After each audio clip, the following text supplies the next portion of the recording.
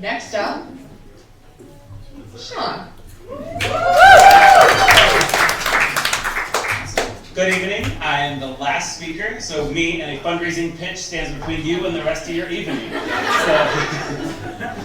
So School Board School, one of the first things we were asked to do when we got into this program many months ago was to give Elisa a bio to put on the website.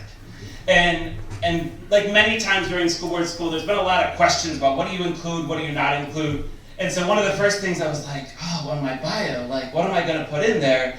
And so ultimately what I decided is I was going to include my dog Mowgli, but not include my partner Josh, who's over here. And because I was like, Josh has other ways to advocate for himself. Mowgli does not have other ways to advocate for himself. So I want to make sure Mowgli gets listed in that. But as we go through School Board School, and we've been, like in the first session, we really had our first following session was like, what's my why? And that was one of the ways we started out this, was really starting to think about what's our why for doing this work, whatever it is that we are doing. And in a way that went full circle last week. So Ashley Phelps, who was here earlier, we were at a meeting last week for our Young Not Silent group that we have at work. And one of our students, Kyler, it was the first time he had ever come to a meeting, and we had been talking through like, what is it the young people want to see change? And Kyler was just like, can I ask you all a question? And so to Ashley and myself and Tanisha, he was like, why do you all do this for young people? Like, what? And so it was like, never been asked by a young person, like, why are you doing this? Why are you organizing something? And so it kind of got me thinking as I was preparing for tonight, like, reminding myself of that why. And so I wanted to share a little bit of that background as we get to talking about the impact moving forward.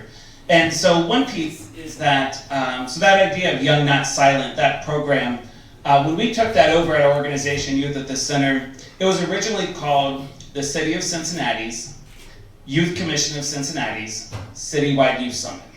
There's a whole lot of words. When we would ask young people about this event, they'd be like, that sounds like a name adults came up with.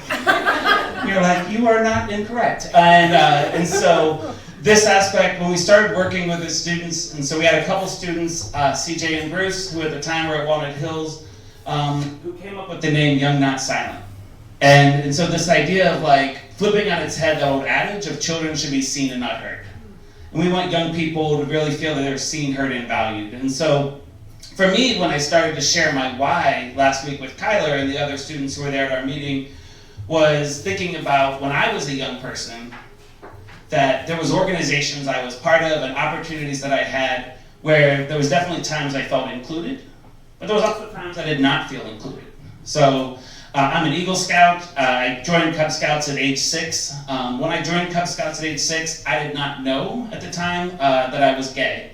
And I did not know that Scouting did not allow gay people to be part of that organization until many years later. And when I came out and I understood who I was no longer able to participate, or I chose no longer to participate in the Boy Scouts because it wasn't an organization where I felt like I could authentically show up and bring my true self.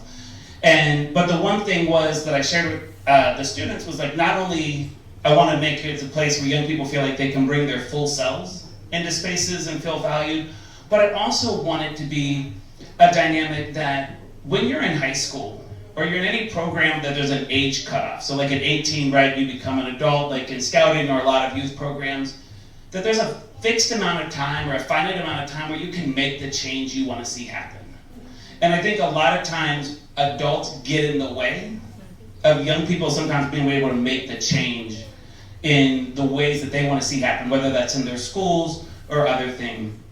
Another conversation that I had that sparked something in me was last week.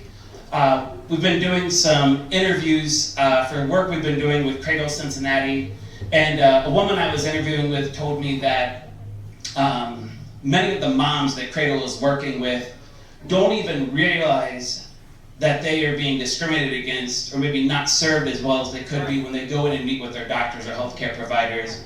And as we continued that conversation, like a thought came in my head that it's like you have to have a certain amount of privilege to even realize you're being discriminated against in a situation.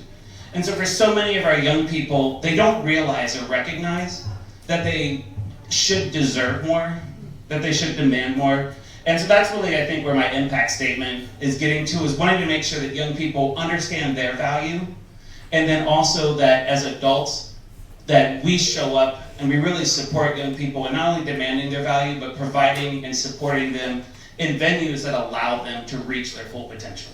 So that's the work that I hope to continue doing with our organization, Youth Center, and really have taken out from some of the things with School Board School.